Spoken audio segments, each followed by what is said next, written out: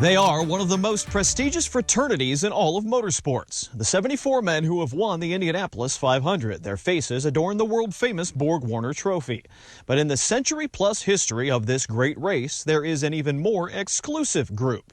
43 drivers for whom Victory Circle remains just out of reach. Only the most diehard race fan would know the name Ralph Mulford. He was the first to be second at Indianapolis, finishing behind Ray Harroun in 1911. In 10 career starts, Mulford would also add a third place and 3 other top 10s. But that runner-up finish would be the peak of his Indy career. The checkered flag is out. Goodyear makes a move. Little Al wins by just a few tenths of a second. Perhaps the closest finish in the history of the Indianapolis 500. 43 thousandths of a second. That blink of an eye kept Scott Goodyear from being Indy 500 champion in 1992. You know, it's incredible because obviously you could see the emotion the day of when everything was happening. And we probably had no right that particular day to think that we were going to even be close because we started 33rd and dead last. You know, so I go back and look at it now, and I had such the emotion going on that day when I really should have just been very thankful that we actually were in the race all the way to the end and a contender at that time. Scott also finished second in 1997, a half second short of Arie Luyendyk.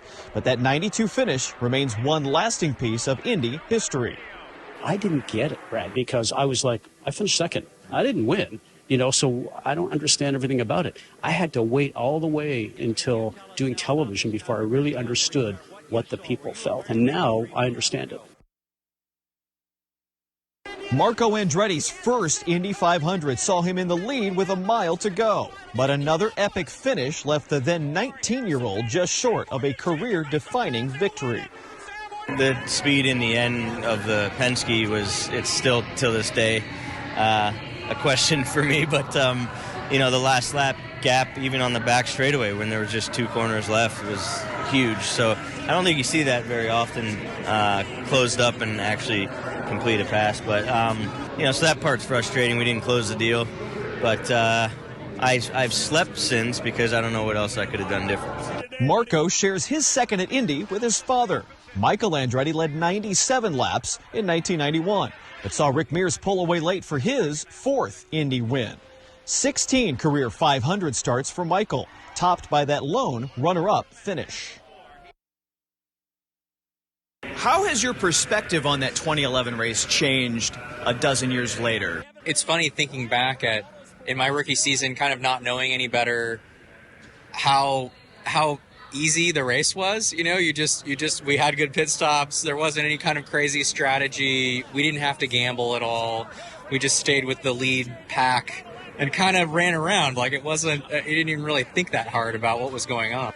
In 2011, a young rookie from California was having what amounted to an almost perfect month of May, and J.R. Hildebrand found himself leading late in the race. But on his 800th and final left turn, he put it in the wall down here in turn 4 and ended up as one of the more improbable runner-up finishers in Indy 500 history.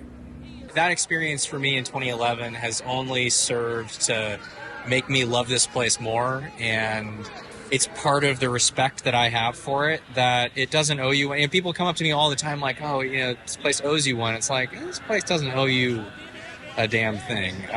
We're lucky to be here.